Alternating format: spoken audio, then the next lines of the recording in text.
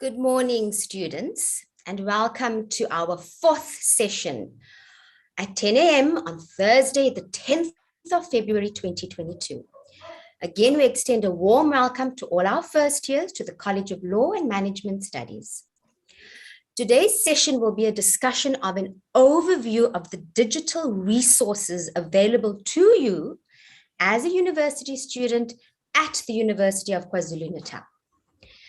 Now, the system that we have designed and implemented and chosen to assist you navigate your student resources is the Learn 2022 Learning Management System. This platform will allow you to access all your study resources. And what do we mean by study resources? Your lecturers will upload all the lecture materials, tutorial materials, your practical materials. You'll also have all your assignments uploaded, your assessment dates and times, and you will also be running and sitting on that session with regards to the live lectures, your live tutorials, and your live practical sessions, including your supplementary instruction sessions hosted by the ADOs. So again, it's all your lectures. You will listen to your lectures via the Learn 22 online learning system, your tutorials, your practicals, and your supplementary instruction sessions hosted by the ADOs. Your assessments, which include your tests, your exams, will also be hosted live on this Learn 2022 system.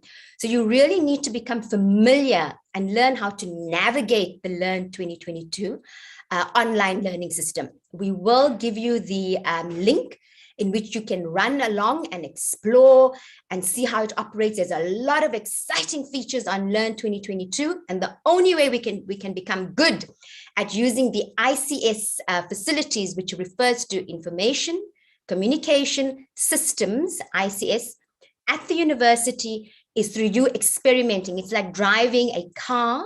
You need to be in the car, you need to be practicing in the car in order to learn how to drive. In the same way with all these systems, these online platforms and apps, you need to be using it on a daily basis. We've got a lot of materials that we're going to give to you through your email and possibly through your WhatsApp groups, because you've all been assigned to your peer wellness mentors and your peer academic mentors. So we'll be giving you the resources and the links to help you and the guides to help you navigate this online learning system. So I'm going to say it's vital that you really become familiar with the system, because you're also going to interact in person with your lecturers, your tutors, your prac demonstrators, your lab demonstrators, your ADOs in person through maybe Skype, through maybe the Moodle discussion forums, through maybe also MS Teams and the Zoom meetings. So you need to know how to navigate Zoom, how to navigate MS Teams. You need to know about the Moodle discussion chat forums. You really need to become comfortable and familiar with the Learn 22 online learning system. So for today's session, we're going to have a couple of lovely speakers again. You'll remember your FYE coordinators.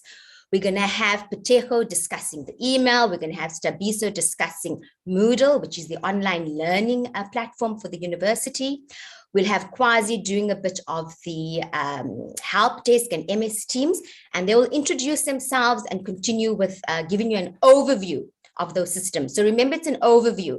You have to physically, practically go online and start navigating and learning how to use these resources.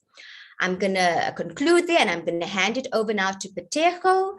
Patejo, if you could start with the emails and help them navigate how they get access to their emails and how they should maybe become familiar with the emails. Thanks, Patejo. It's over to you.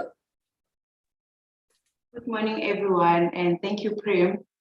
My session today is going to be on how to access student email and how to write those email. I'll actually take you through it. Oh, okay, let me share my screen.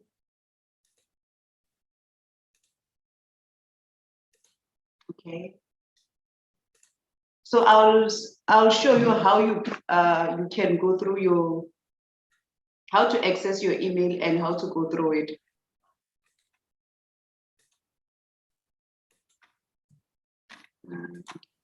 Share. Okay, in terms of the student email, you'll search my UKZN. Remove those. You'll search my UKZN email and it will take you through, and then you're going to select my UKZN and you go to log in.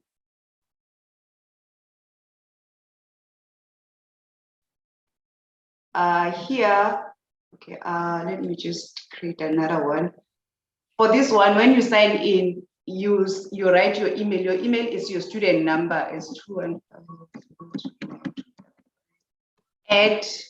stu.ukzn.ac.za, and then you click next. When you click next, your password is your LAN password.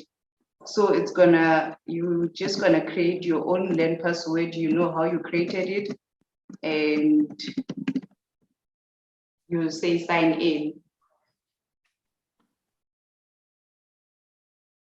So this is how you access your email. It's gonna say good morning, whoever your name is, but you can only access it after you are registered. So some of you have been inquiring about they can't get access to the student email, they can't create LAN password. You can also get this access after you are registered.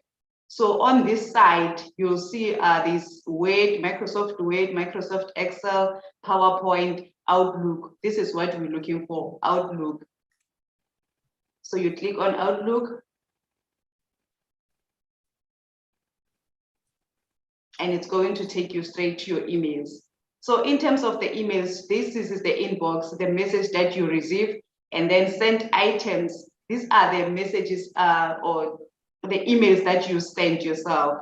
And then the drafts. In terms of drafts, it means that it's the emails that you wrote, but they couldn't go through. And then deleted items. These are the emails that you deleted from your emails. So most of the times we find that maybe you drafted your email, but it couldn't go through because you didn't click send at the end. So your emails will be stored in here. So be careful when after sending each and every email, go to your sent items and make sure that it's under your sent items. So that in that case, it means that your message, your email has went through. So these are the emails that you get. And then if you want to write an email, maybe to your lecturer or to whoever, this is where you go. You say new message, and then use to is to the person that you are sending your email to. Let's say you send it to your economics lecturer. Okay, let me just be like this. Let's say your lecturer is Dr. Anna. You're gonna find Dr. Anna's email. In terms of staff emails, it's usually the same name and the initial of the person, but you have to be sure that you know the email. So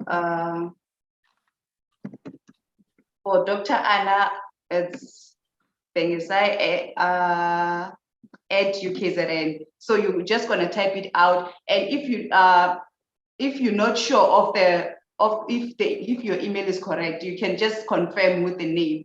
The name will appear on top. Or if maybe you're sending it to your peer, let's say it's 216, and then you know the person's name, it's gonna appear. So let's say I'm trying to send to Talenta, it's 002. So it's gonna show the name of the person. So if you're sure that the person that you're looking for is Talenta, you're just gonna click and then Talenta is selected.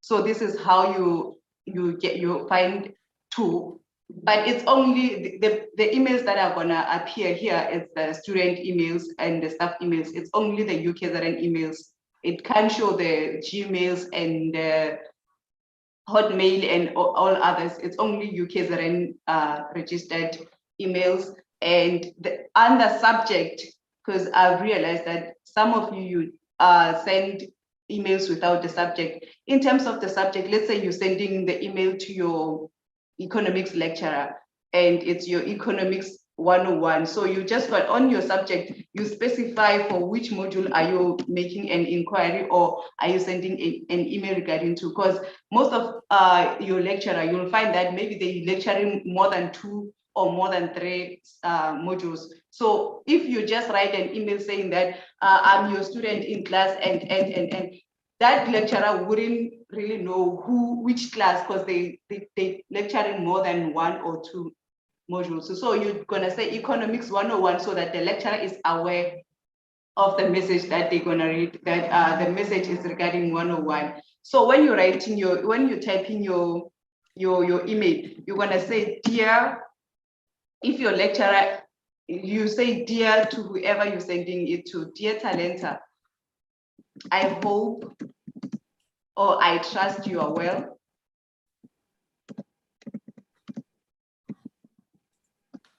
I trust this email finds you well.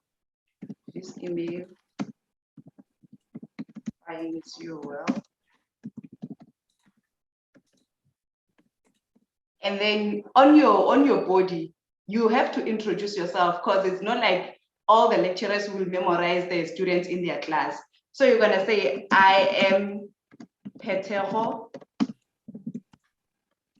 Makaleng, student number 21, yeah, and whatever your student number is, so that the lecturer is aware of who is dealing with. Maybe it's an inquiry regarding your test mark, maybe it's an inquiry regarding maybe you didn't get you don't get the notifications for that module anymore, maybe you don't get anything regarding that module, so that the lecturer is aware of the student they are helping or the student who's making the inquiry. So be sure that you introduce yourself and you also put your student number. And then I am Petel Makaleng, student number, whatever, and then you continue with your inquiry. It's very important for you to specify your name and the lecture and the module that you are inquiring for. And then at the end, you say kind regards. And then you type your name or whatever. Yes, you type your name and at the end. So this is how you actually draft your email.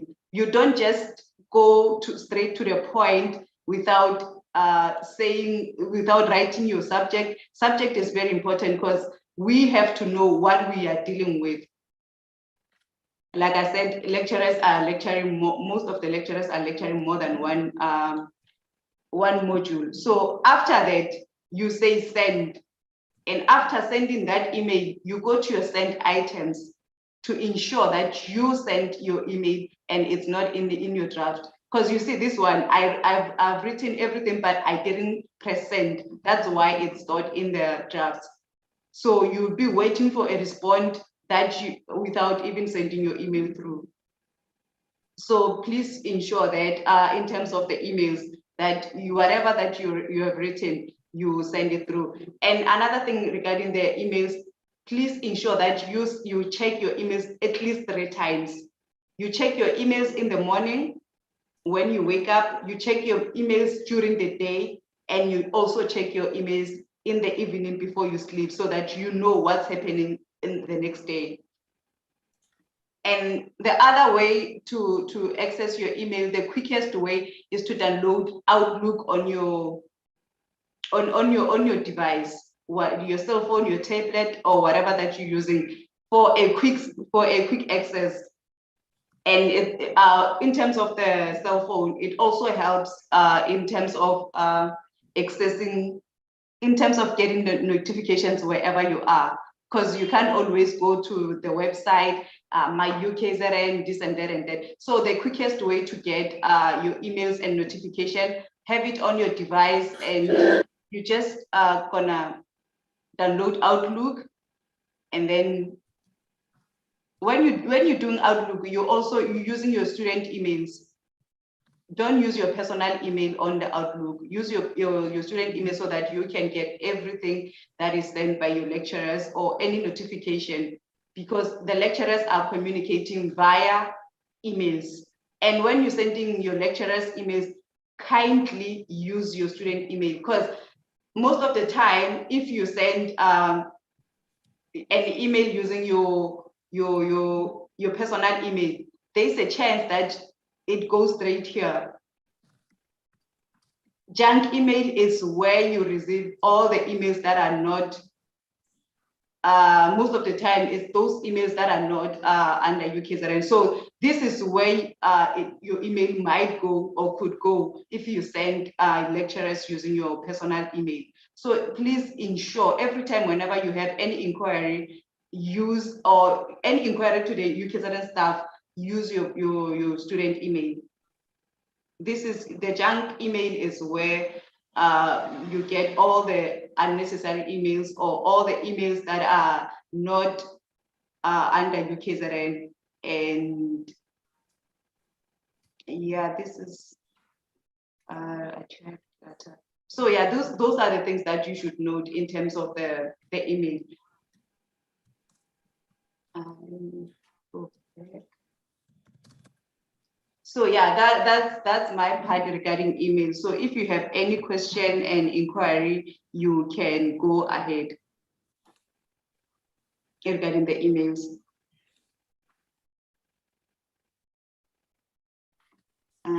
Okay, I think I'll just have to go through your questions on the chats because I don't think most of them are regarding the emails.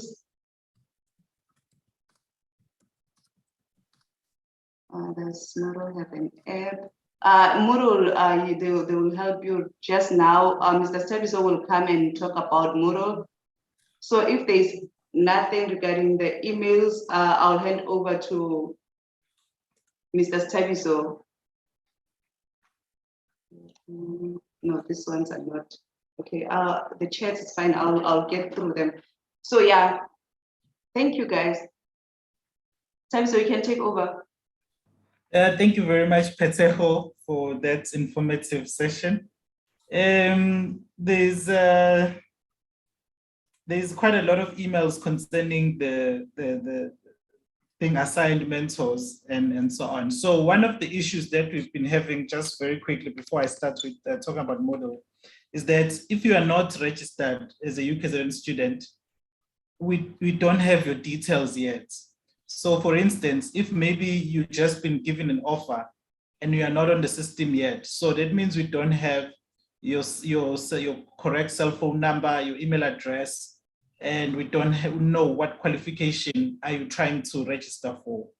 So in order for us to assign you to the correct mentor, we will need you to email us the full details. What does that mean? We need your name and surname. We need your is your name and surname. We need your student number. We need your degree or qualification that you're registering for, as well as your WhatsApp number, so that we can just assign you a group very quickly. So please, when you are sending emails, information, because if it's not, then it's very difficult, because we'll assign you to a mentor who's dealing with a lot of students when you're a BCom accounting student, and then it will probably cause some chaos there. So it would be nice. And also remember, we as 3 coordinators, we work with different schools. So if maybe you don't have information next to your degree, it's difficult to assign you to the correct coordinator to assign you your mentor. So we need that full information so that we can speed up the process of assigning you guys mentors, and mentors can start helping you through this time while maybe you are waiting for to get registered, or you are registered and you need to start navigating some platforms here at UKZN. So for my presentation today, I'm going to look. Saviso? Yes, Dr.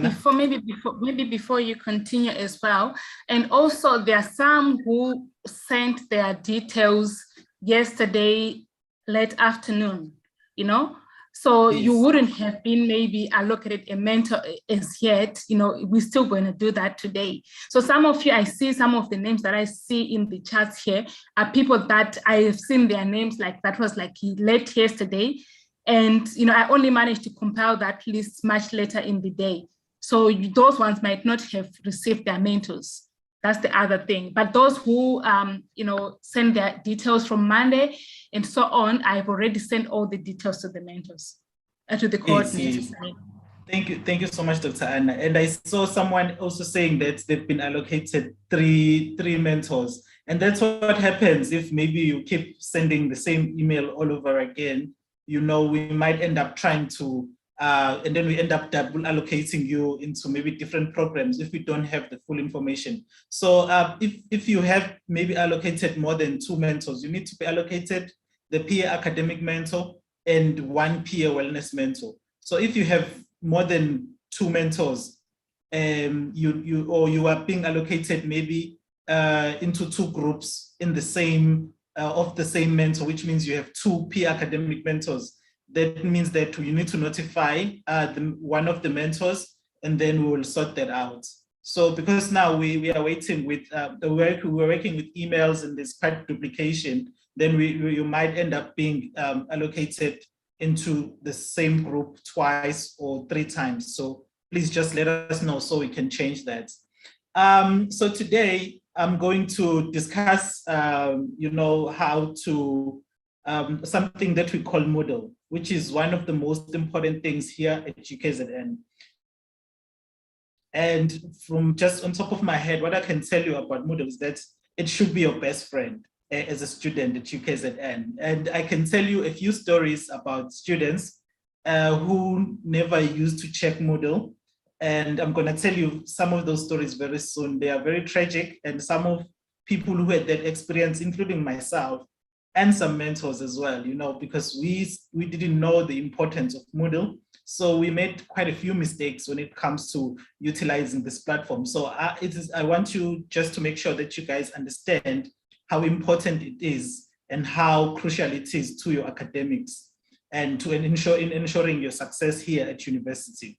So, but before we get into stories, let's just look at some of the things that I just prepared for you, just so I can just highlight so you understand what we are talking about when we are talking about Moodle. So the first thing we're going to look at is, what is Moodle? So Moodle is a platform for online learning that enables you to create online courses and assignments and keep an eye on your students. So that is in the perspective of probably the lecturer.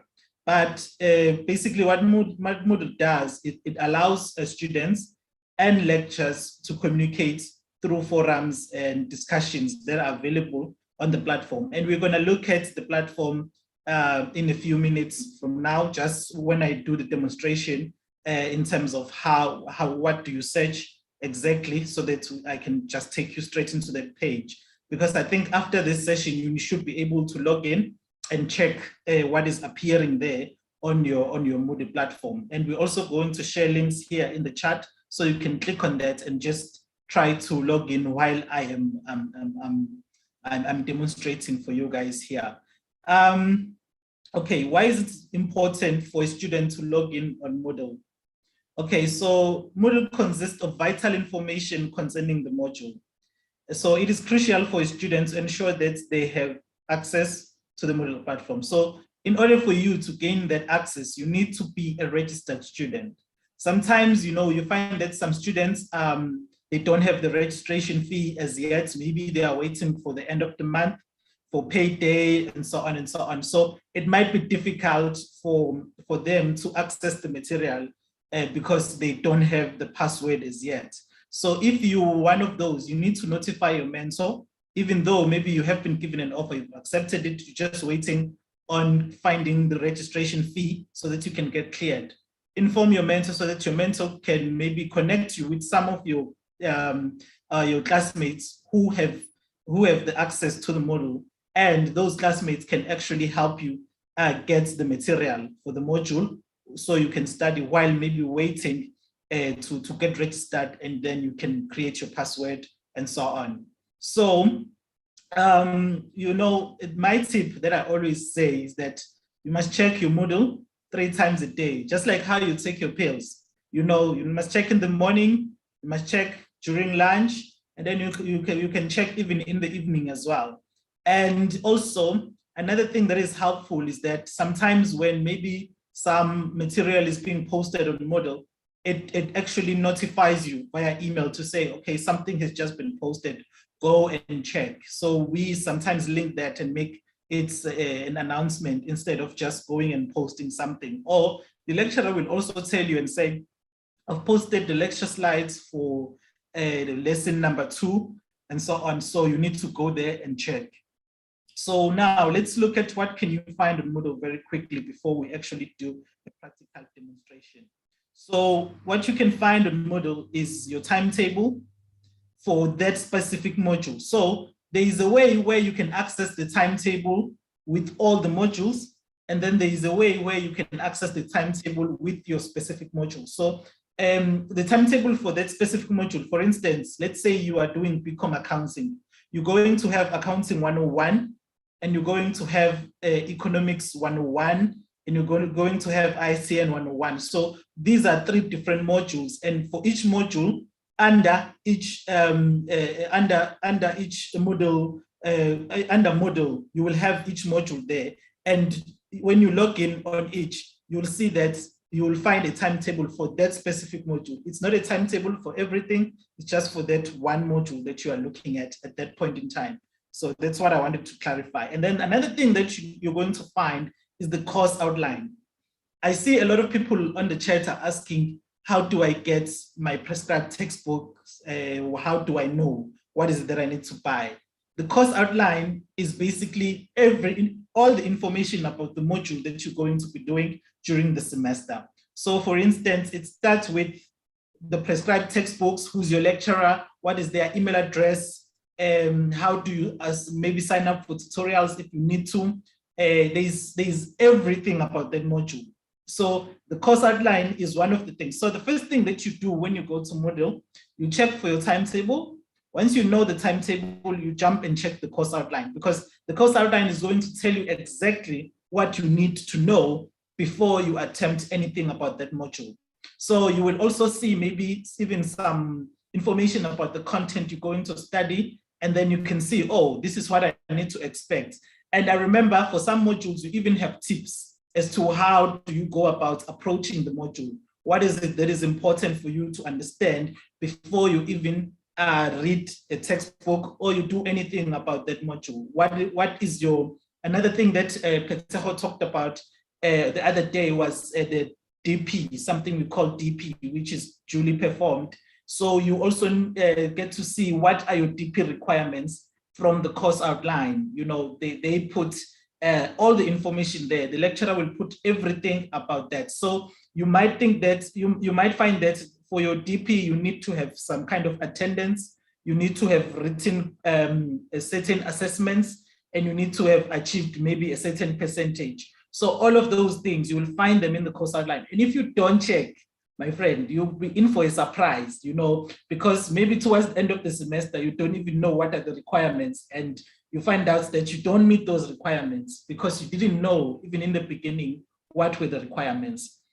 So these are some of the things that you need to pay attention to when you get to the Moodle platform. And then another information you're going to get, sometimes lecturers, they copy and then they just paste at the face of your screen the information about the prescribed textbook.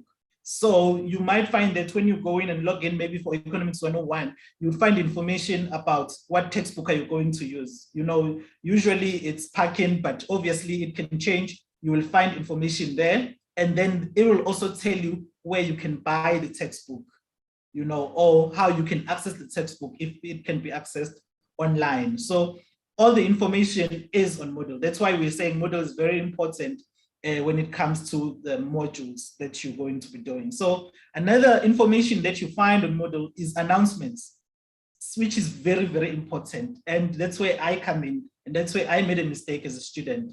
I used to not read announcements. So what I did, I looked at the course outline, I saw the test dates, I wrote them on the piece of paper, and I put them up on my wall, and I was happy. You know, I was studying, very much prepared. I remember, I think we were writing ICN 100s. I was a first year.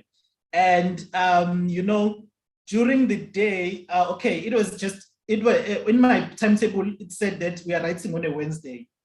And then you only to find that there was an announcement that was sent the previous week to say that we're gonna be writing on a Tuesday. So I continued, studying at my own pace and so on and so on. And then what happens on Tuesday in the morning in the bus, I overhear some friends of mine talking that we are writing a test. And I was panicking. And then I went and checked my course outline, everything. I even, started talking to people. I said, no, there's no way, it's so unfair. I didn't see any of this information. And then someone just said, okay, come, let me show you something. And then they showed me, and I was like, wow, okay, this thing was sent like 2 weeks ago. So, so announcements are very, very important. And most of the time when you get an announcement, it gets linked with your emails. I don't even want to tell you how that story ended.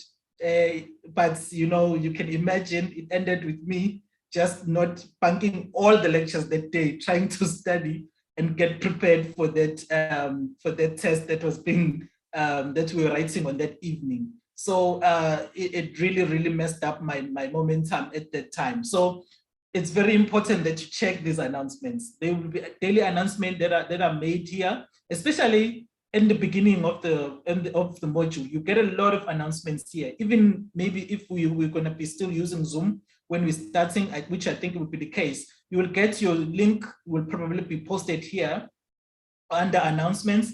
And if you don't check, you will not know how to access your lectures. Okay, another information that you will get that is crucial is lecture slides. You will get past question papers. You will get additional resources such as articles, extra notes, links to YouTube videos that you need to watch that will sort of supplement the information that you covered during lectures. Every little thing that you're going to find on that page, especially concerning the topic that you're doing, please take a look at it, because all that information is going to help you understand the topic better. Don't just say, I'm only going to read the lecture slides because that's what we looked at in class, and then you don't practice with the past question papers, you don't look at the articles that are there and the YouTube videos that are there. And here is another tip. Sometimes, the articles that are here are actually probably the scenario that we'll get in one of your exams. And then you find that people, because sometimes in the article, you find that there's a whole story, and then there's questions at the end of the article. And then because lecturers know that students are lazy, they don't read this, they probably just use that and change a few questions. And then you find that the same article that has been on Moodle since the beginning of the semester actually leads you to failing. So you have to read everything that you're going to find there under that module you are doing.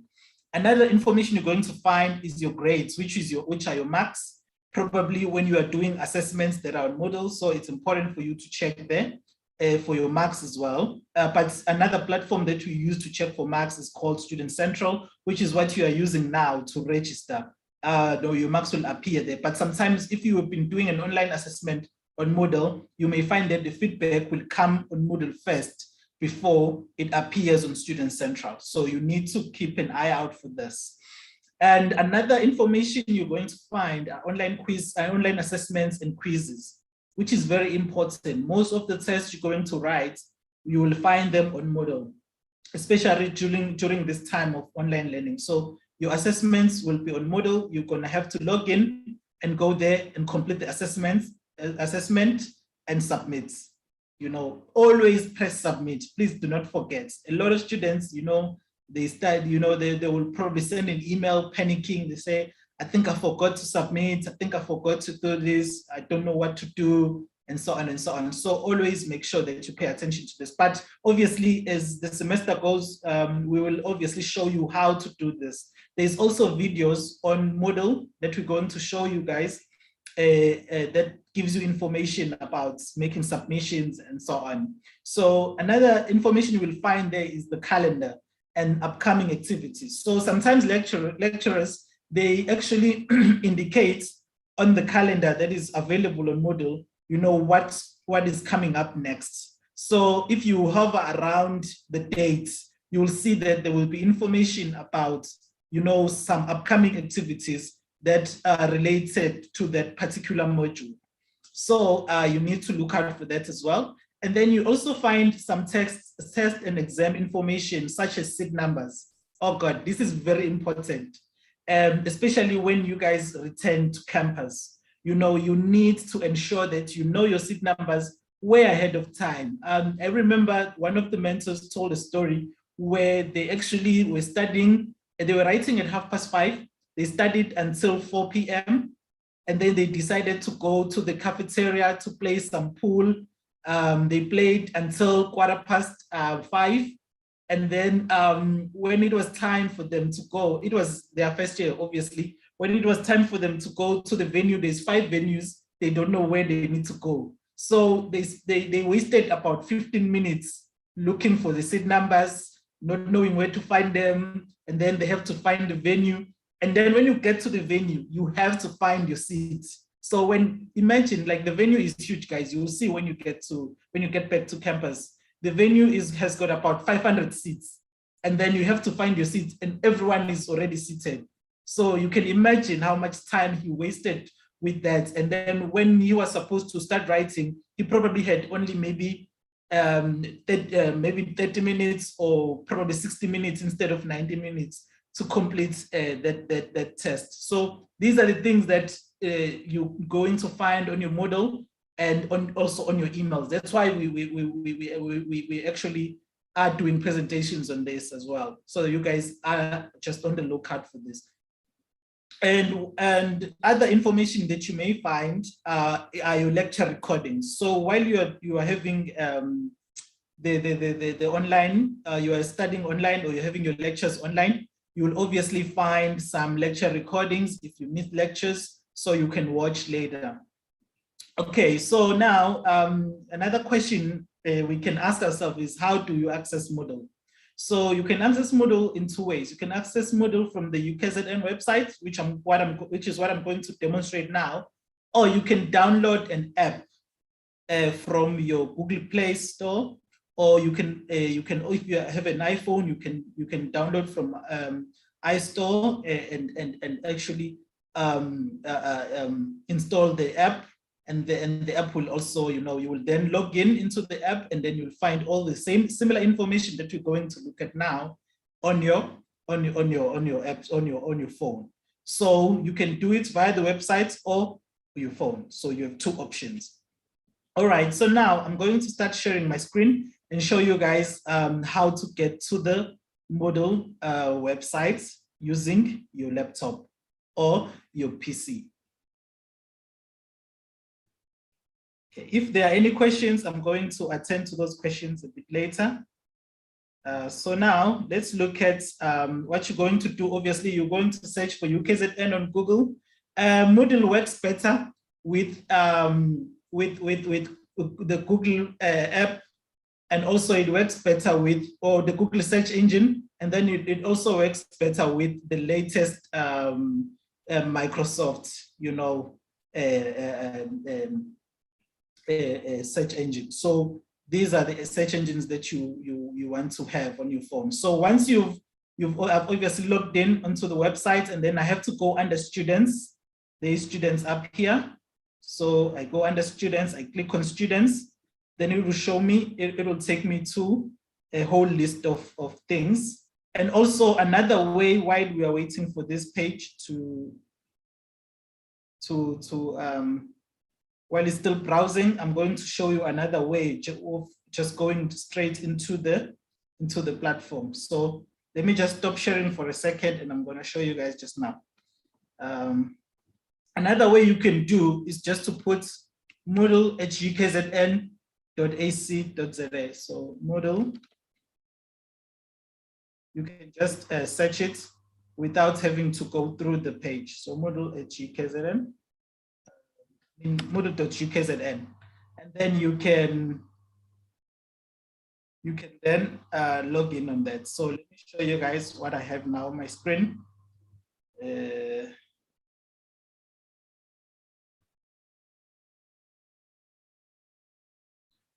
Okay, so this is what I have.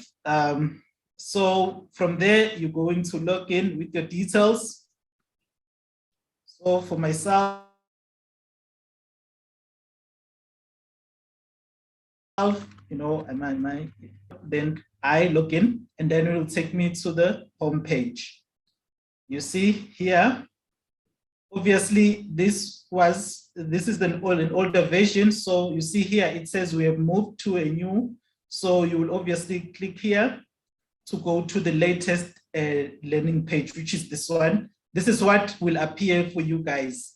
It's Learn 2022. Because I have been on the system since 2021, obviously I still get the 2021 version. So now, once you've done that, then you go and put your details. So even for you, it's going to appear like this. So you will have your username and password. Your username is your student number for you. And then your password is the password that you will be using to log into your emails, is your password that you will use to log into your devices here at UKZN. So it's the same password for pretty much everything. Even for Student Central, you're going to be using a similar password. So you will put your details here. Because I am UKZN staff, I use Konza S. I don't have a student number that I'm using. So then I'm going to put my password, which is what you're going to do as well. And then I'll show you guys where it will take you. And you will log in. And then after I've logged in, if you want to see proof that you have been logged in, you'll see here, it will have your full name and surname. So it will have your full details up there. For myself, Sabiso Sibonelo Mkonza, which are my full names, which means I've logged in using my account. So now, when you get here, you will have your phone, your home screen here. You will have the dashboard. You will have the calendar that I was talking about, events. Then you will have modules and courses there. And so for you guys, when you hover here, you will find a long list of modules. I'm going to show you, but I'm going to demonstrate you with the Learn 2021, because that's where I have some modules. But this will be the one that you guys need to use, which is Learn 2022. So give me a minute just so I can show you guys some modules, how they appear there.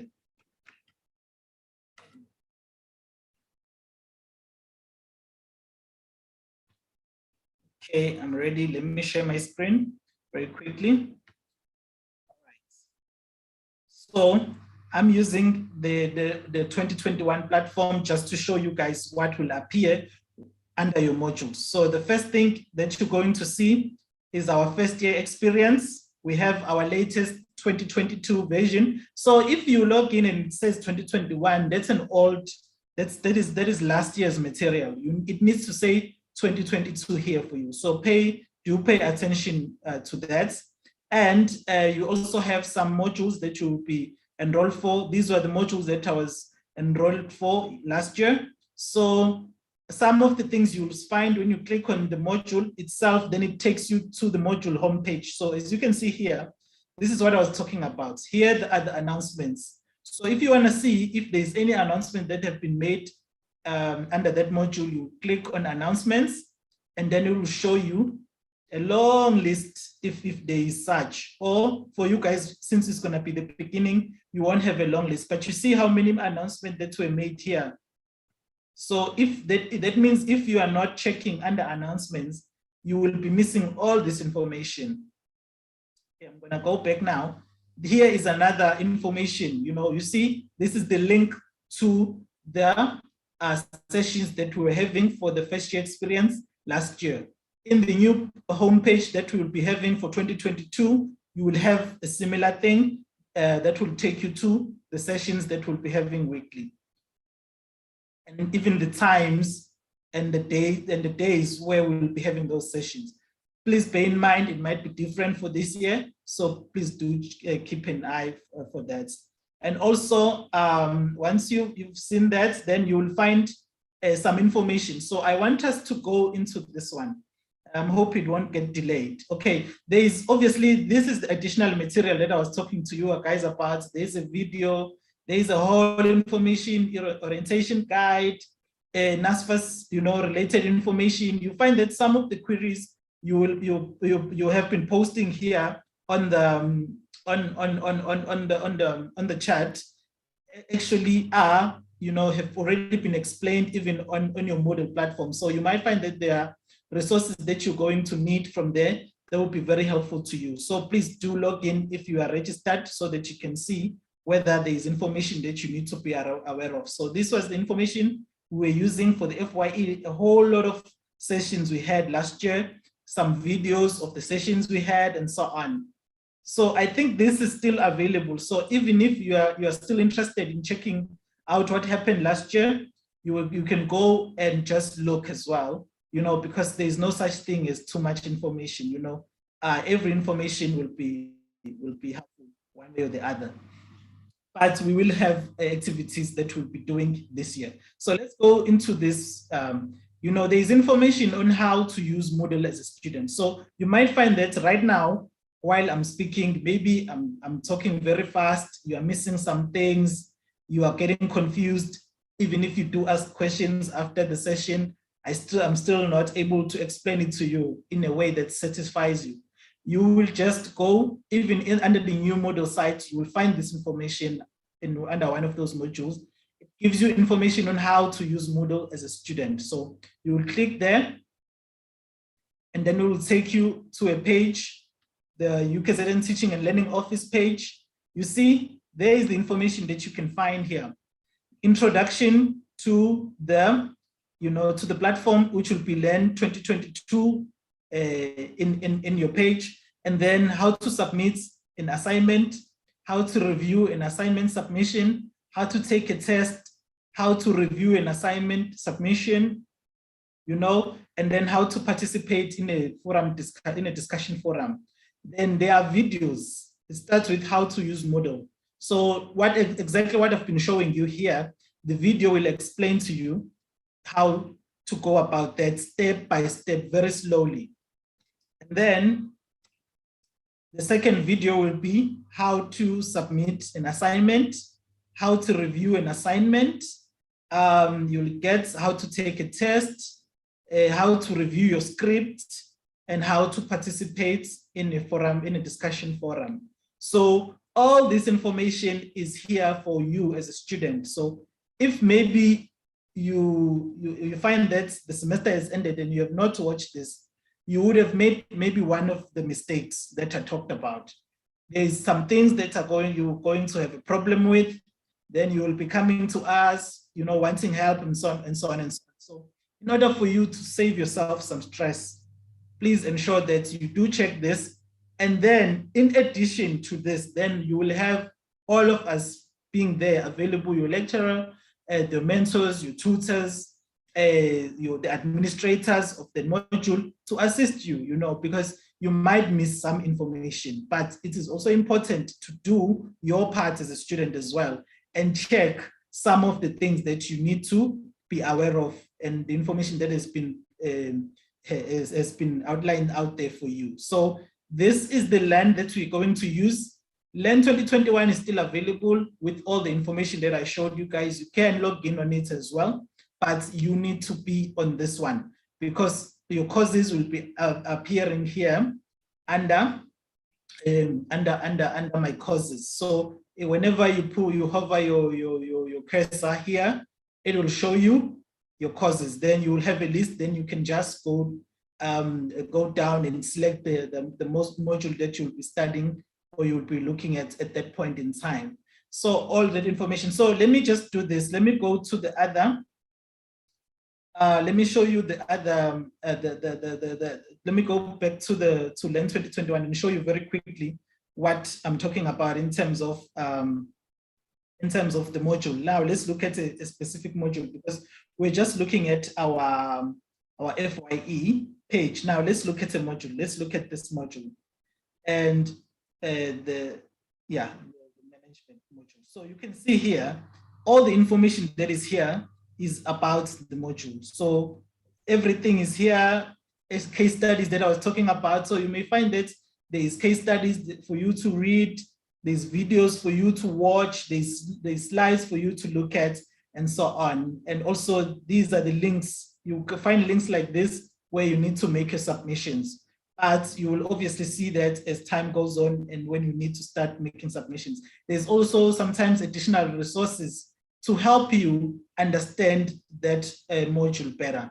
So if there are no additional questions, I will now hand over to the next presenter, which I believe is Kwazi, to give you guys information on some of the topic that he will be looking at. So for now, I'm going to stop my share. If there's any questions, I will probably attend to the questions on the chat as well. I'll be here until the end of the session, so I'll be assisting. If you're not sure, just send the question on the chat so I can help you. And I will also share the link here so that you guys can maybe start just practicing and checking out how you can access Moodle. I'll send it on the chat if maybe it hasn't been sent already. Okay, thank you so much, everyone. Over to you, Kwazi. Maybe before we go to Kwazi, I see there are quite a number of questions related to financial clearance. I think maybe what we can do now is, Tabiso, if possible, all those students who have paid their registration fees and they are not yet cleared, can they just get their student numbers in the chat, let them just put their student numbers in the chat, we take those numbers and then we follow up on their behalf. I think that's the best way that we can do. And students, you need to understand that, there are different departments that work on different things.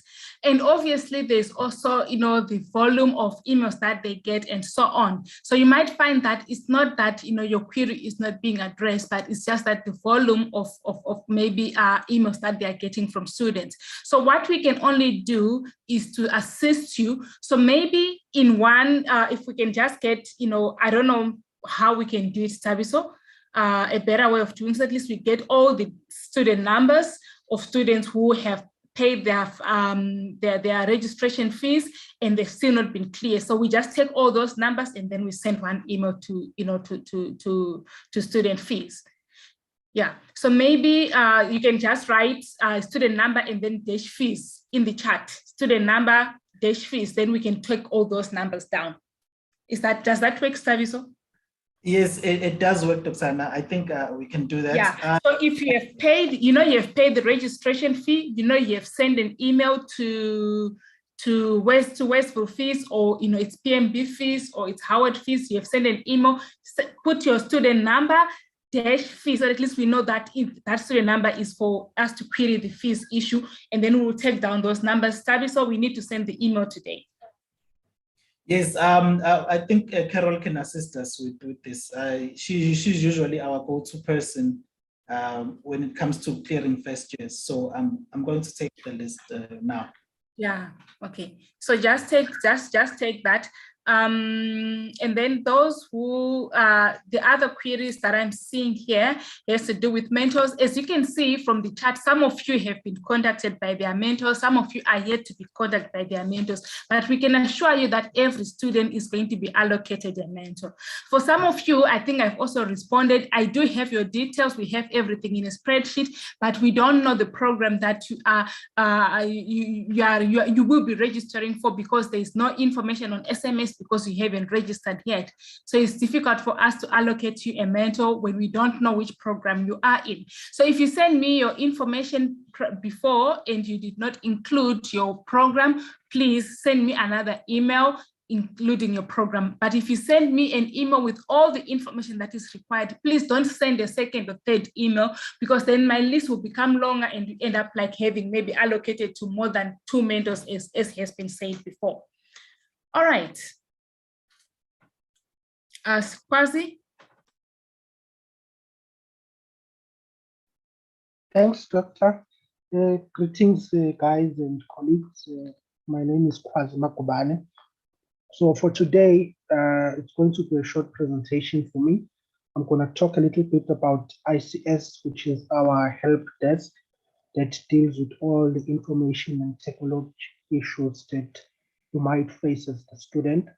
And then as well, I'll also show you how you can use Microsoft Word and Microsoft Excel. You'll find that you may be required to write essays or to write assignments or collect data. So both of those softwares you might need to use at some point in your student journey.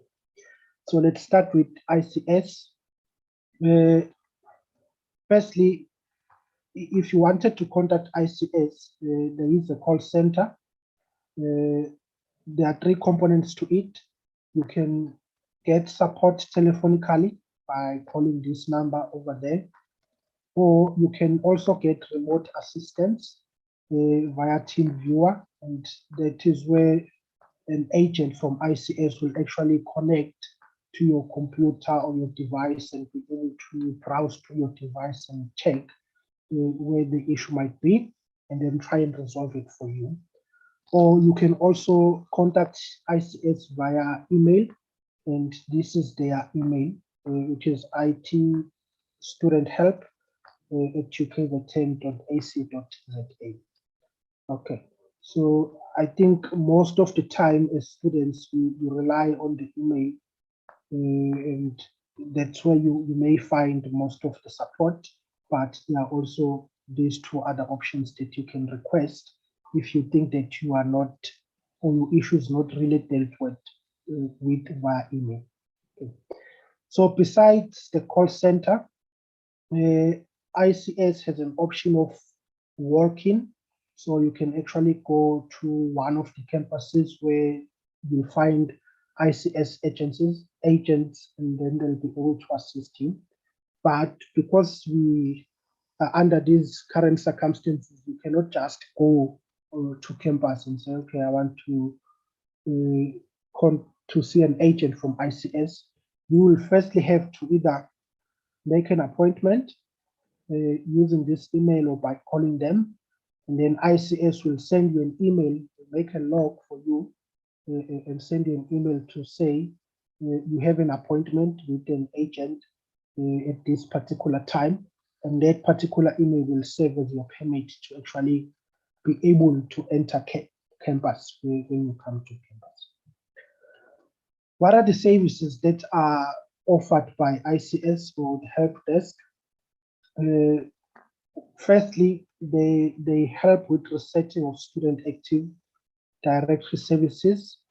That includes your password reset, your enable or disable student accounts. So one of the things we have been seeing from the chats as well as from the emails is that some of the students, they've paid their fees, they've submitted all their documents, they've registered, but still their email or they are not working for some reason or the other. So you can contact ICS, and then they will try and see and check for you if your student account is enabled yet or activated yet. And if it's not activated, then they'll be able to activate it for you, and then you can access your emails and stuff. And some of the students, they've been struggling with creating their LAN passwords. You can also get ICS to actually try and help you with that if it's a serious issue. Some of the issues with the LAN password is just that you don't really know what to put where. For instance, you don't know your old password. That information can be made easily available to you without even contacting ICS. But if there's maybe an issue with your device, that's why you can't create your LAN password, then ICS will be able to help you. The other service that is there at ICS, it has to do with student management services. So that includes access to Student Central, online payment services, access to your results, applying for residencies, online applications, proof of registration, and fee statements. Okay, we have to differentiate here that what it means is that you can access Student Central and then get most of these things, such as your fee statement, proof of registration, into online applications. It doesn't necessarily mean that your fee statement comes from ICS. No, it doesn't. It comes from the Department of Finance. And if you wanted to get it quickly, you might have to email the Department of Finance so that you can get it. Okay. You have a new device, such as a laptop, a smartphone, or a tablet that you want to configure. For instance, you want to download and install Global Protect, or you want to download and install Microsoft Office, then ICS can actually help you configure your device for all of those systems or softwares. Okay, so or you want your device to connect to UKZN Wi-Fi, but you don't know the portal address or the VPN address, then ICS can actually help you with that as well. As I've mentioned, they can also help you with installing some of the academic softwares that we rely on, such as Microsoft, the My UKZN app, Outlook app, SPSS, antiviruses, and EndNote. Yeah. Most importantly is that the installation of Microsoft Windows, they can only do it to NSFAS laptops only. So if you bought your laptop on your own, then you need to find another way of installing Microsoft. There is a way that is free of charge. I think some of you might have picked it up when Peter was showing you how to access your emails. So that procedure where you access your emails, before you click your Outlook tab, there is something that says install Office, and that's where you will be able to install Microsoft Office. Maybe I'll demonstrate at the end of this presentation. ICS can also help you with doing troubleshooting. That means they can do diagnostics on your device. Okay, they won't say, for instance, there's an issue with your hard drive in your laptop. They won't install a new hard drive for you. They'll just do a troubleshooting, and if they find out that the issue is the hard drive, then they'll tell you that the issue is the hard drive, and possibly tell you where you can buy a new hard drive, and then they will install that hard drive for you. But they will not install a hard drive for you, or your screen is blank on your laptop. They'll do a diagnosis. They won't give you a new screen, but they'll diagnose and check where the problem is, and then guide you in terms of where you can go to actually solve that particular problem. Some of you may need access to LANs and labs, and ICS can help you get that access as well. Also, ICS deals with things such as printing balance, printing history, and a lot of printing credits. If you are on campus, you will notice that around the campus, there are machines whereby you can upload your printing credits, check your printing balance, and then you'll be able to print using UKZN lens. But if you are at home, I don't think that you'll be using these services over. So if you wanted to do a walk-in, where would you go? You have an appointment now, so where do you go? So if it's in Edgewood, you will go to Basement Land Library building. If it's in Howard College, you will go to Shepston Level 5. If it's in medical school, it's main building, second floor, within the student lane. If it's in PMP, you'll find ICS at the science building ground floor, main campus. If it's in Westville, ICS is located in L Block behind Adams Bookshop. Okay. So what if you wanted to know more about ICS beyond what I've just presented? You can click on this link, and then that's where you'll reach the ICS page, and most of the information that I've spoken about will be found there. So I'm going to copy this link. Not sure if it's possible. Possible, yes. And then paste it on the chat so that you can use it for yourself to get more information. All right.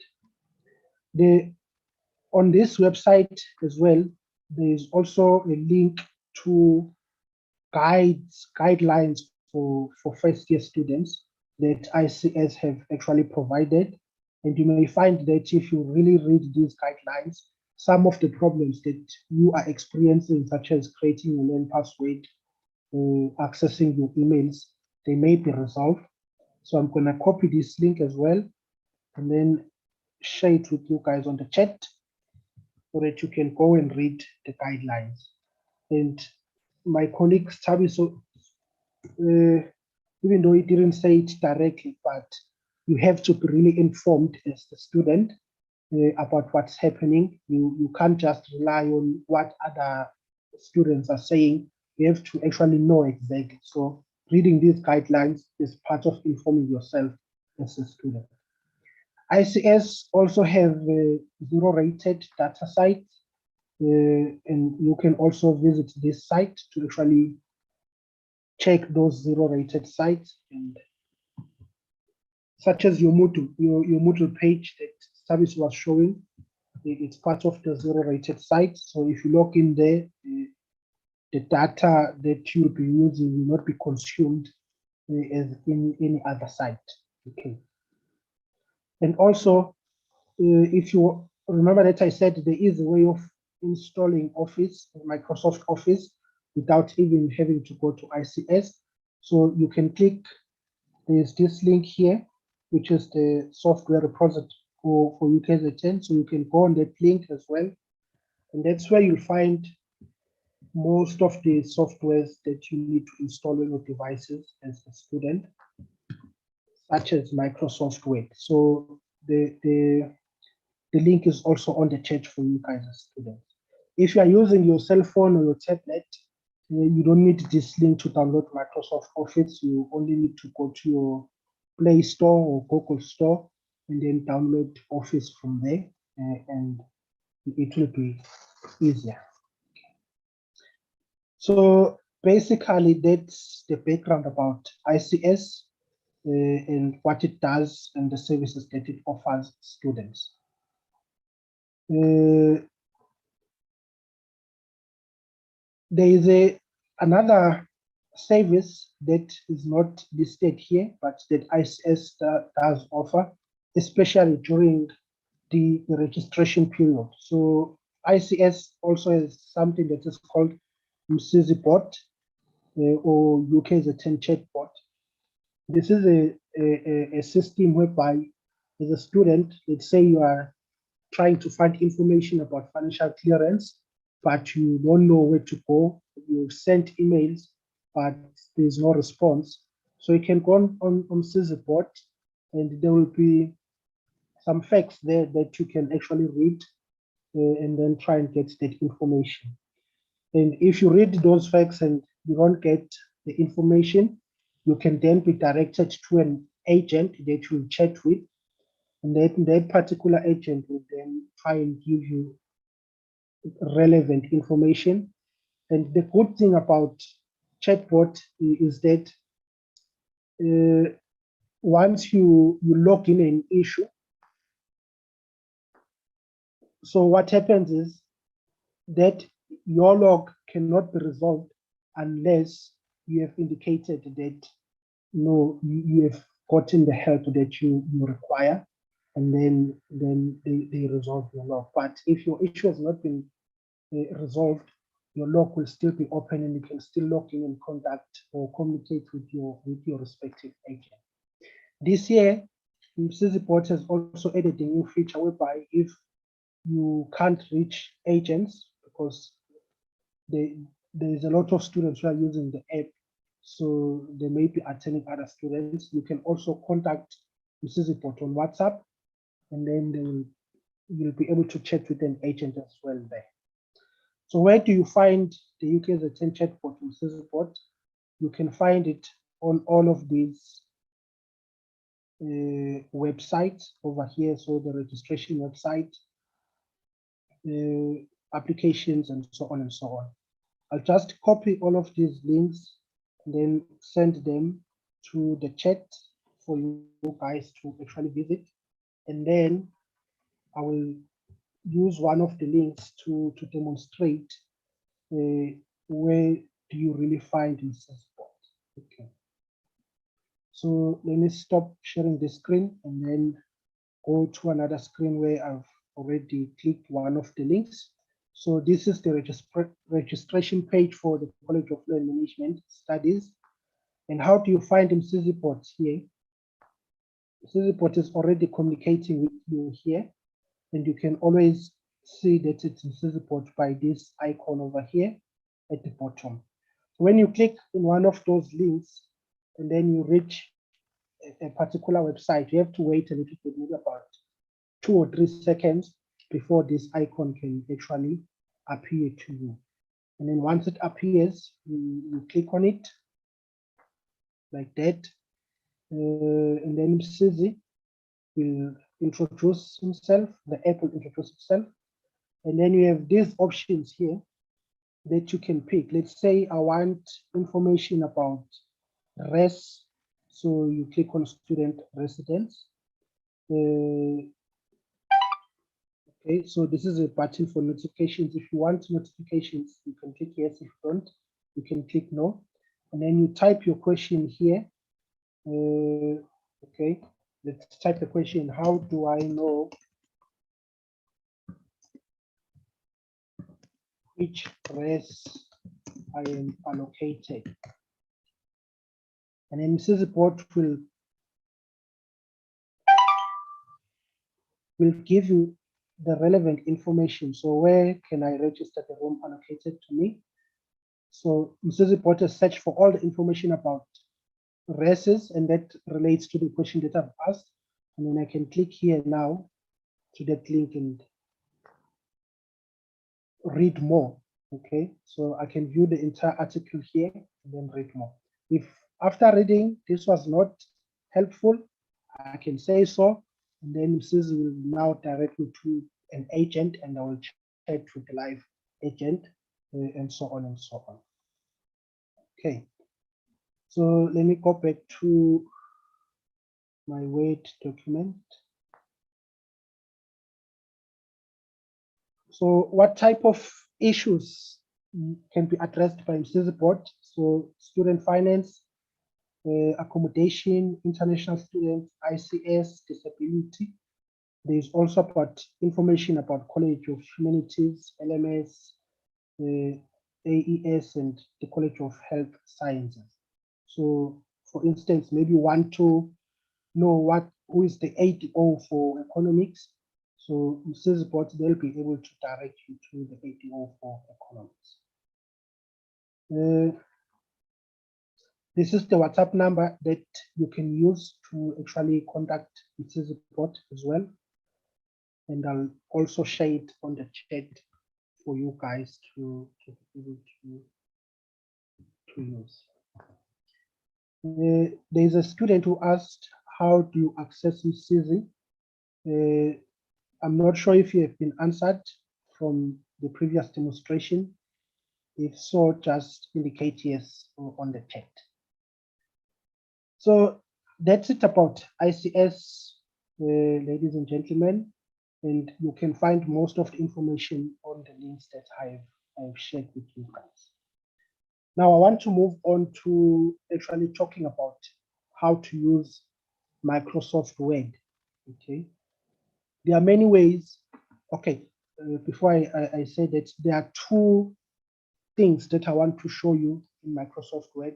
First thing is how to create a Microsoft document.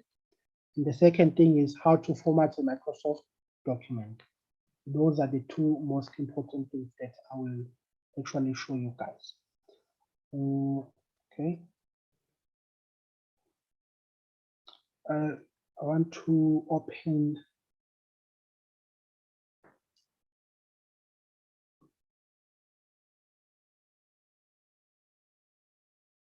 all right. So I want to open my desktop. Can you all see my desktop?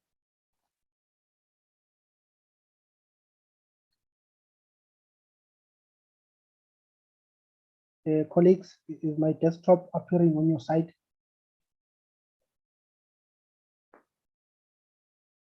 Okay, brilliant. So there are many ways of how you can create a Microsoft document. The safest way possible is that for all your documents that you'll be creating, always have a folder, okay? So here, I have a folder that I've created just for this demonstration, and it's called assignments. So all my assignments, whether it's accounting or economics, I'll be creating those documents in this folder here. So I want to create a new document. I click on that folder, okay? Once I'm in the folder, I will see the list of all the assignments that are there, or the documents that are there. Let's delete this one because I want to demonstrate. So I want to create a Word document. What do I do? So with my mouse, I right click. When I right click, this tab opens up, and then I go to new, and then I can choose the type of the document that I want to create. And then I will click Microsoft, and then always label your document. So maybe this is an assignment for Econ 101, and it's assignment 1. Okay. Now, to use the document, we have created the document, it's there. Now to use it, there are many ways you can open it. You can right click and click open, or you can just double tap on that document and then it will open. Are we still together, guys? I hope so. So once you have clicked, your Word document will be open like that. So how do you format your Word document? Okay, sorry. How do you format it? The most features that you will need for formatting your document are around here. Okay. So you can choose the style of font that you want, whether it's calibri body or any other style. So if you click on that arrow, you get all the font styles and so forth. You can choose the font size. You want big words or small words by clicking this arrow here. B is for bold. That means you want to make whatever you want to make bold. Or I for italic, so you want to underline something, you can click here. You want to increase font without clicking here, you can also increase it there or decrease it there. You want to highlight a sentence, for instance, maybe make it green, you can click there. Or you want to change a sentence, only a sentence, and write in a different color, not black, you can click over there. And then here, there are options about the spacing between your sentences, and there are borders, and there's justification as well. So I want to demonstrate something. So we will just create a random paragraph so that I'll demonstrate everything. Let's create 5 paragraphs. So the first thing you notice here is that the way these paragraphs, the endings of these paragraphs is not appealing to the eye. It doesn't really look nice. So the first thing you want to do is you want to justify, to make the endings the same. So to make this ending the same as this one and that one. So how can you do that? You highlight everything and then you click on full justification here. And then now the endings are almost the same. And it looks nice now and clean. And when your lecturer is reading your essay or assignment, they'll actually enjoy reading it simply because of how it's formatted. But if it's like previously, it's discouraging. Those endings, that dates, they're not clean. Okay. Now, let's say you are thinking that, well, these sentences or the font is very small, I want big words. So you can highlight, either you can increase it by clicking there, or you can click over there and choose the correct font that you want. Okay. I don't like maybe this font style. I want to use another one instead of Calibre Body. So you can click over there and choose another font. Let's say maybe you choose HLZFB, then that is what you will get. The most common font that you need to use whenever you're writing assignments and essays is called New Times Roman, and then it will look like that.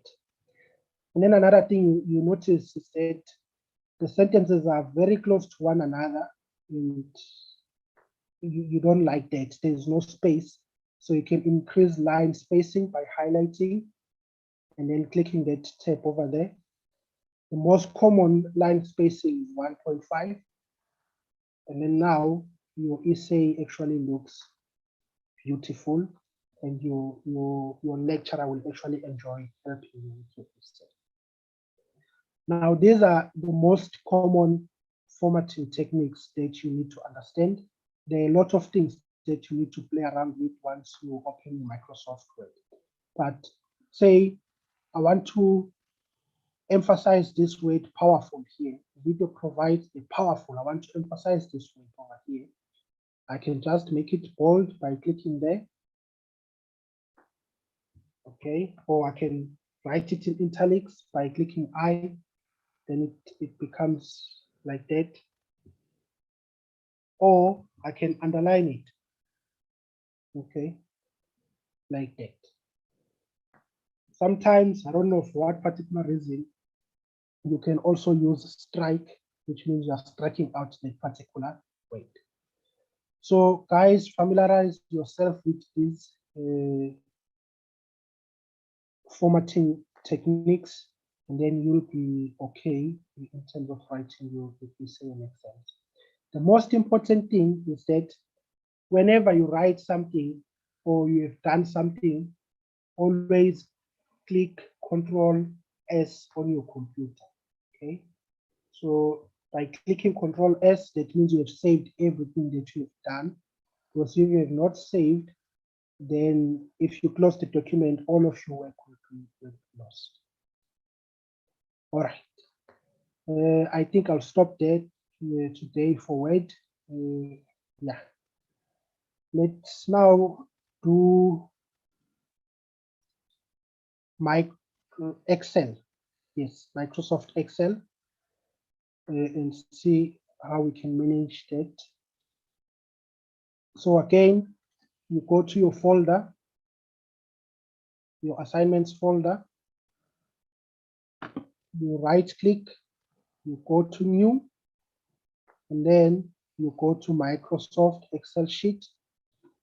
Maybe this is data for your assignment. So we say Econ 101 assignment 1 data. Okay. The last time when I opened the document, I right clicked and then pressed open. Now let's just double tap it like that. And then it should open. All right. And then it will take you to Microsoft Excel here. Again, I'll just show you basic stuff. Some of the stuff I've already shown you, such as the formatting here. But how do you read an Excel document like this one? So all of these A, B, C, D, E, we call these things column. So this is column A, this is column B, column C, and so forth. But here we have 1, 2, 3, 4. We call these rows. So this is row 1, row 2, row 3, and so forth. And then what about this space over here? You can see when you click here, column A is highlighted and row 1 is highlighted. So the name of this, you will call it cell A1. If you were here, you can see that column B is highlighted and row 2 is highlighted. So you'll call this cell B2. And then the rest of the page is called sheet 1. So let's say you have different types of data sources. Maybe this one is for, I don't know, gender statistics. So you want all your gender statistics to be on this sheet. You want another sheet, you can create it by clicking the plus like I've done. And maybe here you have your race statistics and so on and so on. And then you can have multiple sheets that can actually contain different data sets. So when you are using Excel, the most important thing is to ensure that for every data that you'll be putting in these cells, there should be a column label, okay? So I'm gonna just make a random data about salary, okay? So salary for, in terms of years, so we're gonna have years there, starting 2022 to 2023. Maybe it's a salary for the whole decade. So what is the decade from 2022? Sorry, that will be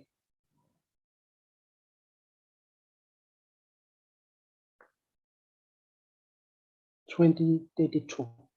Okay. And then here you have your earnings. So I'm just going to put random numbers that represent earnings.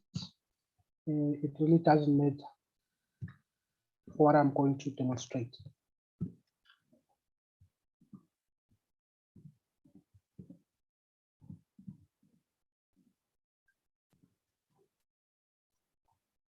So once you have your data, one of the things that you can be asked to do in an assignment is, for instance, these are earnings. So in a decade, what is the average earning of this particular person over here?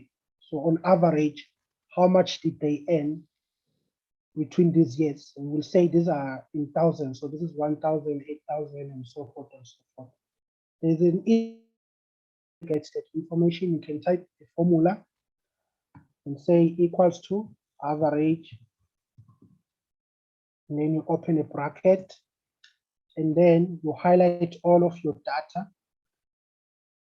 Let me start afresh. You highlight all of your data, you close the bracket, you click enter, and then you can see that this person, on average, in a decade, they are earning 5,600 and something. Okay, I think that's the most important thing that you will be asked for. Sometimes you'll be asked, what is the standard deviation, for instance, or what is the minimum or the maximum? So again, you say equals to mean, highlights everything, start afresh, and then you click OK, and then this is your minimum earnings and so forth. Maybe you don't want these values, you want to see the trend over time. So what happens to earning over time? You can actually highlight all of this column, go to insert, and then you can choose the type of graph that you want. There are line graphs here, there are pie charts there, there are bar graphs there. If you are not sure about which graph you'd like to use, you can go to recommended charts, and then it will give you, maybe you can choose this bar chart, this one, or this line graph, which actually shows what happens to your earnings over time. Now, I don't want to actually go deeper into this stuff and end up confusing you guys, but this is just an overall introduction that at some point in your student journey, you will be required to use Excel. And these are some of the basic features that you need to keep at the back of your mind when you are using Excel. So with that said, let me thank you so much, guys. If there are any questions, I'll be happy to address them or on the chat. I'd like to give back the meeting to Dr. Anna.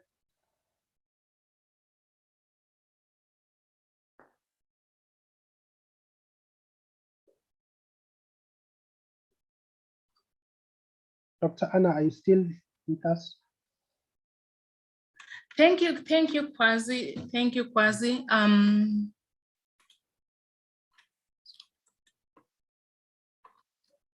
Okay, so students, these are some of the, I think we have managed to address some of the issues related to your ICS issues.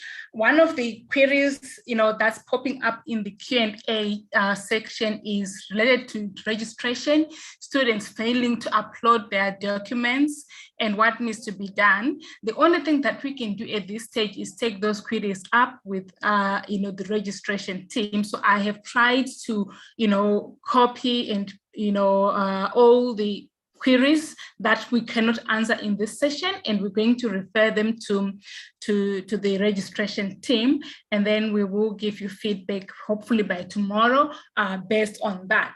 Also, I think another thing that that Kwazi has explained very well is the Msizi chatbot.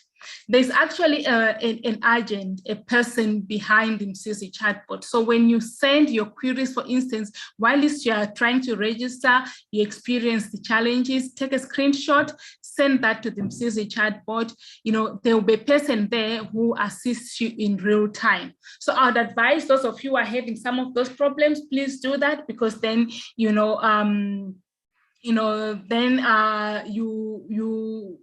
will get someone to assist you. If someone is saying that's not really a bot, it is, in the sense that, once we get those, there are agents that are working behind the scenes, to assist you. So yes, you when you put your request on chatbot, it transfers it to an agent. So the agent will help you in real time. That's what we mean. Okay. So please do use that platform. It's going to be very helpful to some of the queries that you have. Those who have queries with fee clearance, we have taken your details. We're going to follow up on that as well. The other queries that we have, let me just see. Yeah, those are the main queries that we have: failing to register, and then fee clearance. Those who've got issues with NSFAS, we have sent the queries to the department that deals with NSFAS. And also, lastly, I think we've been saying this about the mentorship. As we get your details, you will be allocated to the mentors. And first experience coordinators, can you also just follow up with your mentors to see that they have really contacted the students? And if they had problems, maybe the email bounced back, or maybe the number couldn't get through, we need to have all that information so that we can also follow up. All right, so I think that is all in a nutshell, unless if there are any more questions that you want to ask.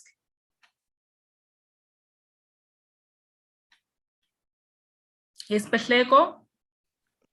Thank you, Dr. Anna. I think the student should send their details in this manner. You send your name, say name, student number, the qualification you are registering for or registered for, and also your WhatsApp number or your cell number. Because most of you are sending the numbers when the mentors are trying to get hold of you, you'll find that it's your auntie's number or someone who's not even close to where you are at the moment.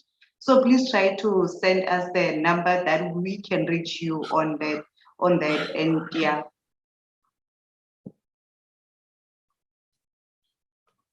Okay. And then, NSFAS issues, if you go to the website, there are details of people who deal with NSFAS. So I would advise that, if you've got any queries to do with NSFAS, you can send them to those people. If you want us to sort of like follow up on your behalf, please send us an email. Then we can follow up on your behalf what's happening with NSFAS. What is financial clearance? Here's what happens. When there's a fee that you need to pay in order for you to be registered, right? So once you've paid that fees, because remember, it depends on the mode that you have used to pay. So you might find that, the way you have paid, it will only reflect in UKZN's bank account maybe after 3 days or after some time. So the only way UKZN can financially clear you that you have paid the registration fee is if you send your proof of payment. Otherwise you will have to wait for that to reflect in your in UKZN's bank account.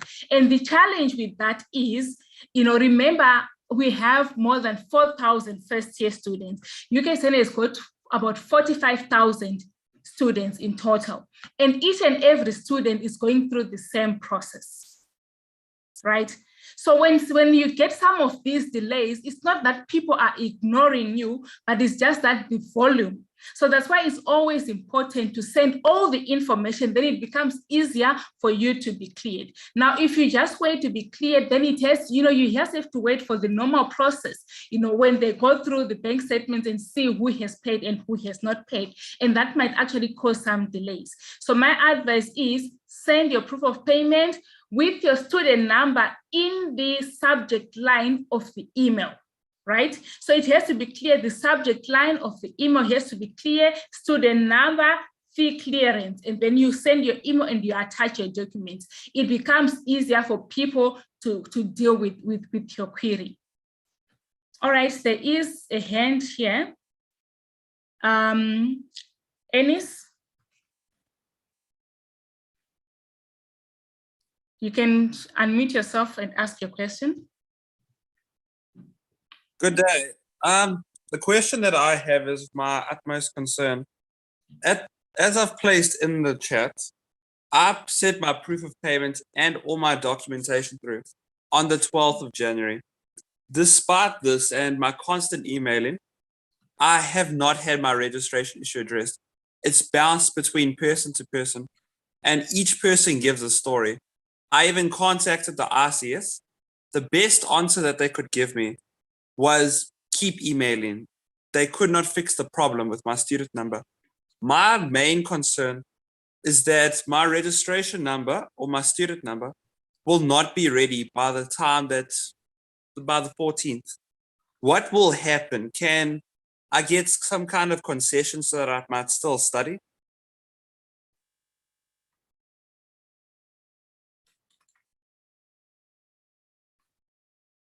Sorry, you said you sent it by the 12th of January. The 12th of January, I sent all my stuff through, and I'm still waiting. You already had a firm offer then? I had a firm offer. I had a 75 aggregate for my matric. Okay. They're saying there's an issue capturing my scores because I don't know if it's because I went to upgrade my matric or what it is, but it's a long time to wait in 12. It could be that. So the challenge could be that maybe we need to follow up with applications, because that's where the hold up could be with your particular application. I know, if you have upgraded, or maybe if you have a different matric leaving certificate, sometimes it kind of delays the process. What you can do is, if you can give us, I know because there's someone else we had a similar situation as well, and we are following up on that. What you can do is send us your details, including your matric results. I did. Who did you send it to? I sent everything through to Fundisiwe. Okay, can you send it to one of the FYE coordinators as well, so at least they can follow up on your FYE coordinators? Can you give me a name?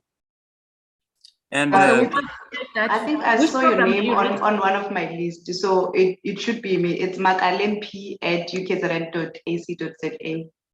Okay, I've got yours written down. Then she will follow up on your behalf. Pihlego, you might need to follow up with applications first and see what's happening with applications, because it could be that his marks have not yet been captured, because remember, with the NSC everything is uploaded automatically, but some of these they have to do the calculations and capture it manually.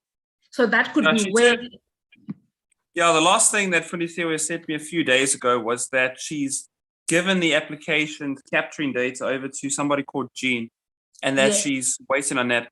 I sent her an email yesterday to please give me the email address of this Jean and to update me on the progress, but I haven't received any email since then. And my mother personally sent an email the day before that, and she hasn't received any information. Okay, that is noted. We're going to follow up on that, and we will give you feedback. Thank you for that. But can you also please answer my question? What happens if they don't fix it in time, university? That's a very difficult question for us to answer because we are not responsible for applications and registration. So it's only a query that we can take up with the people who are responsible for that. But then surely a concession should be organized. Since you applied early, and if you do qualify for the program, I would like to believe that, they will process everything in, before the semester begins. All we can do right now is follow up with the respective departments. Yeah, I really do hope they can, because it's been my dream since I was very young to be a CA. And I've been fighting for this dream for a long time. Okay, and all right. It would crush my spirit if I can't get into it because of a registration issue. Okay, all right. We'll follow up on that. Pehleko, please take note of this. Right. Thank you so much. All right. Yes, Sabiso? Yes, Dr. Anna, no, I'm just saying I will also assist with this. I understand what Callum is saying, and yeah, we'll do our best, to really find maybe people that can assist him, and that is what we do as the first year experience. So we are going to see even maybe Dr. Anna, I don't know if maybe we can also maybe check with Prabha as well, because I think issues like this usually in the past, when we're doing registration here on campus, we used to take them to Prabha, and then she would assist with that. The problem is if his results are not captured by applications, Prabha does not have anything. Oh, okay. That's where the challenge is. So we need to start with the applications office to see that everything is captured, because if everything is captured there, then everything else falls into place. So Prabha will not have the results if they are not on the system. So the best thing is to start with, but we can also copy in Prabha. I've got another student as well. I've already sent out the email. Maybe you can also follow up on behalf of that student. It's a similar situation as well. Yes, I think there's another student also, Kiran. I don't know if he's been sorted, but also I saw his marks. That they are not from also saying the same thing, that he's still waiting. He did get an offer, but he's not. So I think there's quite a few, maybe 3, or maybe there's someone out there that we don't know about as well. But yeah, if you are one of those people, can you please just let us know so that we can have like a list of people, so they can probably try and assist you guys as soon as possible.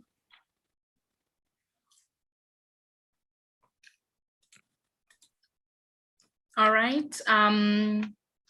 Any other questions?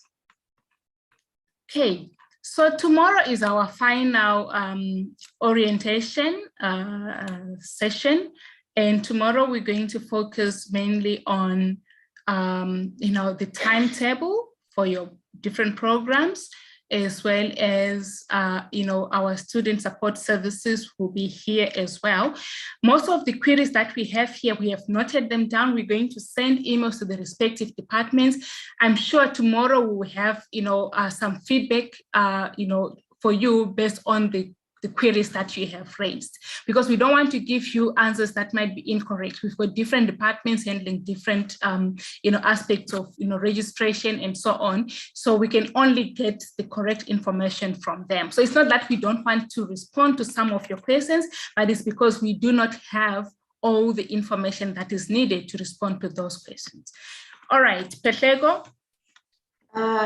Dr. Anna, there are some students who are getting the academic hold. Is that possible to get academic hold while you are still a first year? Academic hold, what do you mean?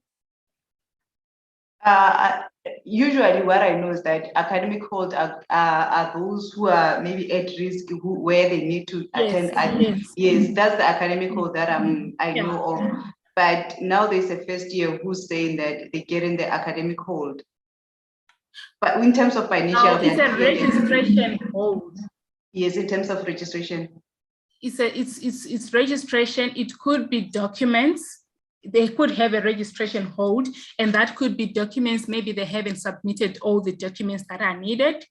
That could be one, or it could be a registration hold, could be financial clearance as well. You still have a registration hold for that. So it's not an academic hold, it's a registration hold. It could be documents, it could be financial clearance. If they're an international student, it could be international clearance. So it's one of those three: documents, clearance, financial clearance, or international clearance. That's what could lead to the registration hold. So it's not an academic hold, it's a registration hold. Okay, in terms of finances, that they were cleared and everything. So I would assume that is the document. And then, yeah. yes, and the other one, when they're trying to do the registration, it says no admitted applications are currently available for selection by you. So Okay, could that so mean what it that means is they that haven't been processed? It means it hasn't been processed. So which means if you can take down those details and follow up with academic services, it means it hasn't been processed, it hasn't been finalized. It could be either they accepted the firm offer, but they did not submit all the documentation. So the firm offer has not been captured online. No. So then that way they won't be able to register. So it could be a few things like that. So just get their details and then follow up on that. Okay, thank you.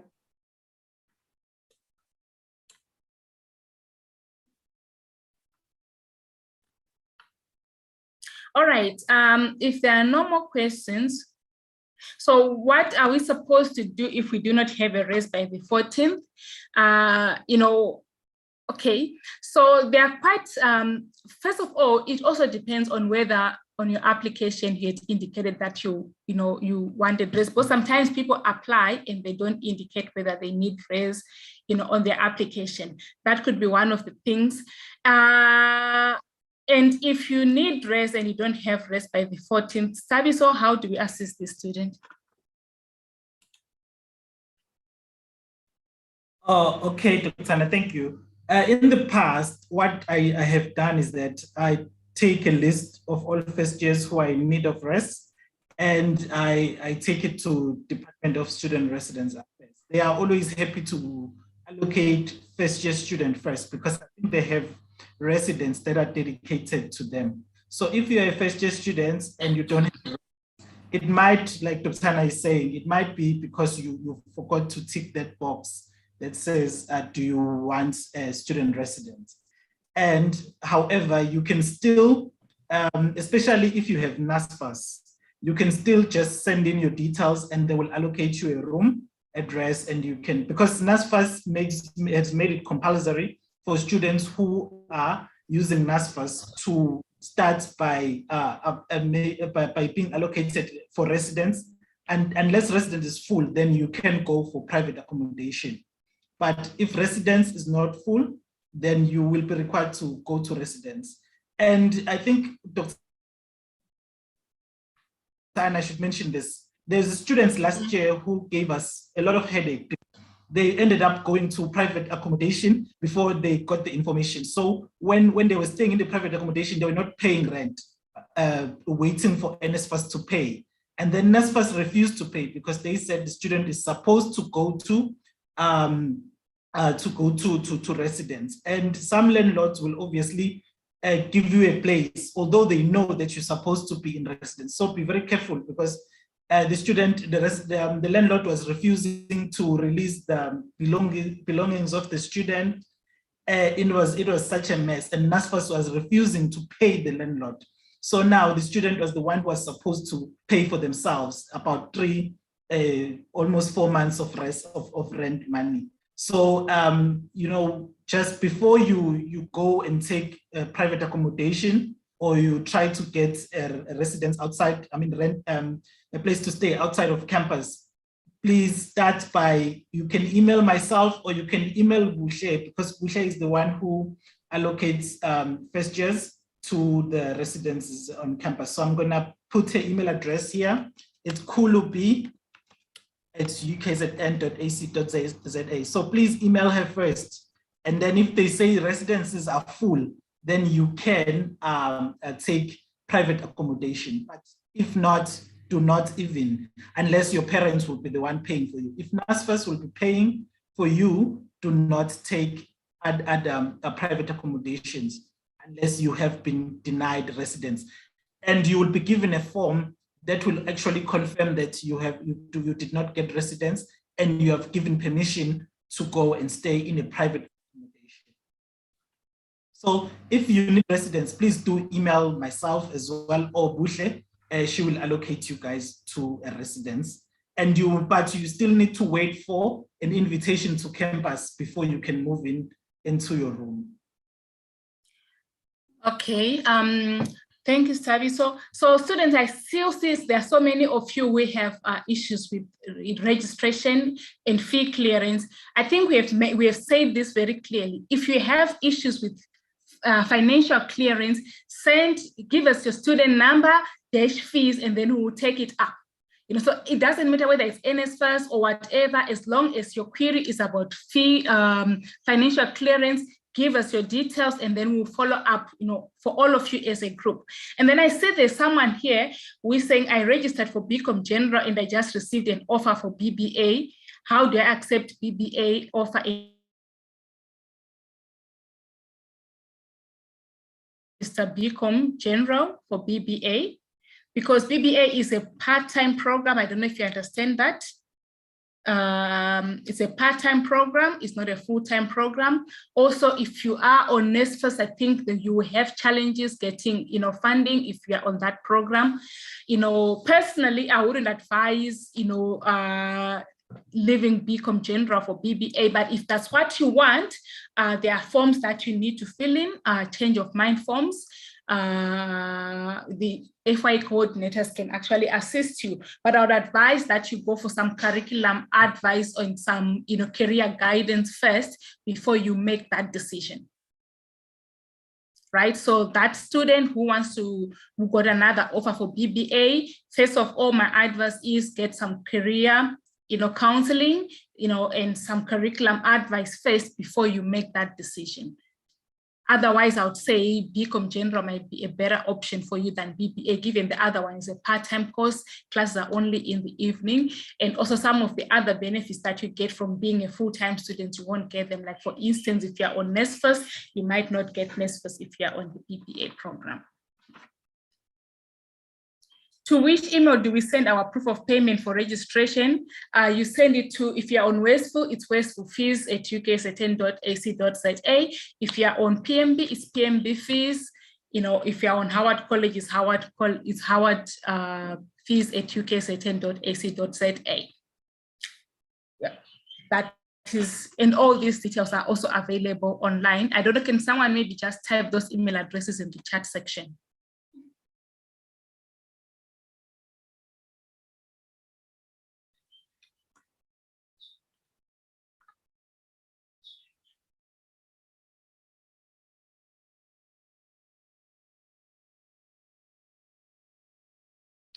Okay, when do we get data?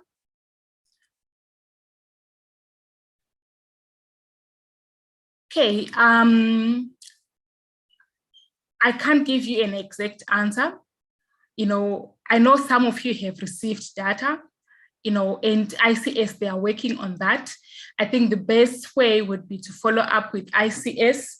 What's the email address, Tabiso, that they can follow up with ICS? I know the one for staff, the one for students. It's data@ukzn.ac.za. Yes, Data. you can do that. Also, you know, what we can also do for the students is you can contact your first year experience coordinators or your mentors, and then we can just follow up for all the students who do not have data. I think that might be an easier way for our first year students. Yes, yes. So we can do that for you. Give us your details, give your details to your first experience coordinators or to your mentors. They can then forward them to the first experience coordinators, and then they'll follow up on that.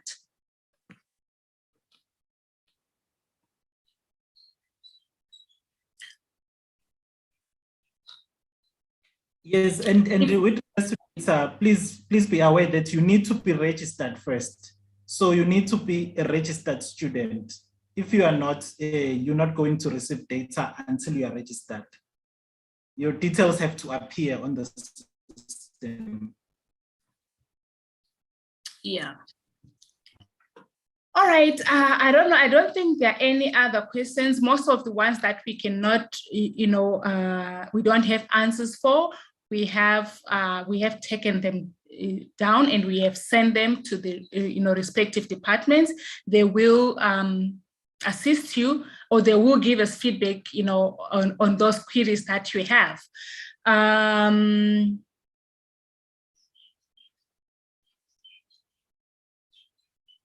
then okay.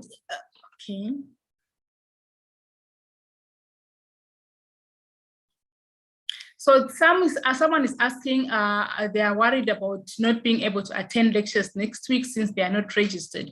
Please remember that lectures registration is open until the 25th of January. And your lecturers, they know that there are some students who are not yet registered and who might register at a later stage. So you'll find that this will be sort of like incorporated in the teaching. There will be a catch-up for those who probably have registered late, since registration closes on the 28th. On the 25th of February, sorry for that. Yes, thank you, Dr. And my advice is that once you are in a group with your mentor, there's going to be other students doing the same qualification as you. So we will be able to rotate the information, like links to to lectures. So you can maybe attend if you have the data and you're not registered as yet. You can attend while you are not registered, until you are registered. Because I was saying, maybe your mom is only going to be able to pay your registration fee maybe on the 25th or towards month end. It doesn't mean now you have to, you have to just sit and wait for that. We're going to share the information so that you guys can you can attend while you are sorting issues, including the column who's still having those issues. I think it's better that you are attending so that you don't miss that information where they are introducing you to the modules, and maybe some rules that you need to be aware of when it comes to that particular module.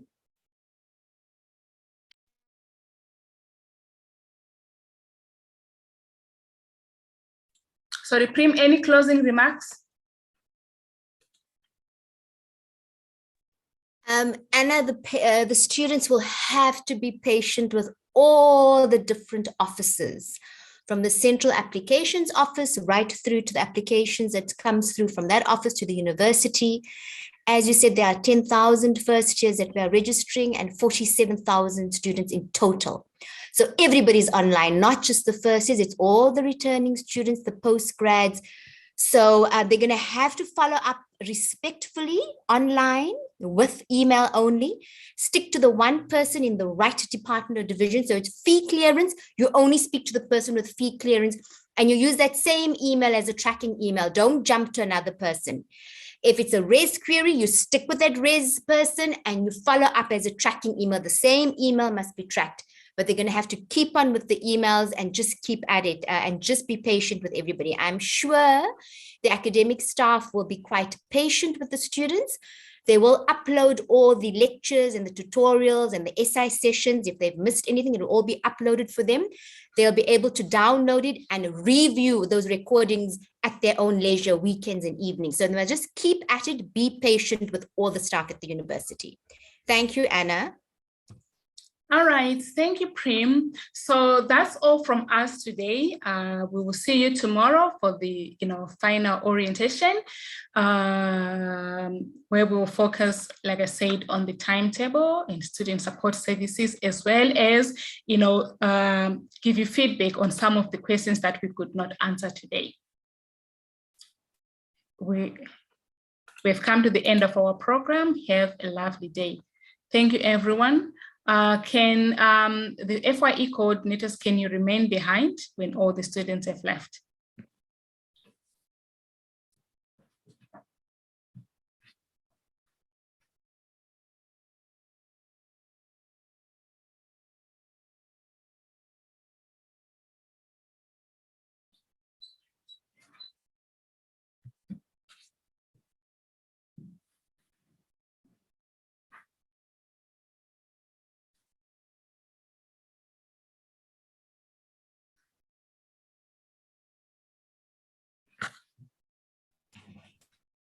Dr. Anna, maybe we can stop the live on YouTube as well. Yes, yes, yes. Maybe that Yes, is- Rachika, can you stop the live? Prof, Dr. Anna, can we have this session as a separate session, please? Thank you. Oh, okay. All right. Okay.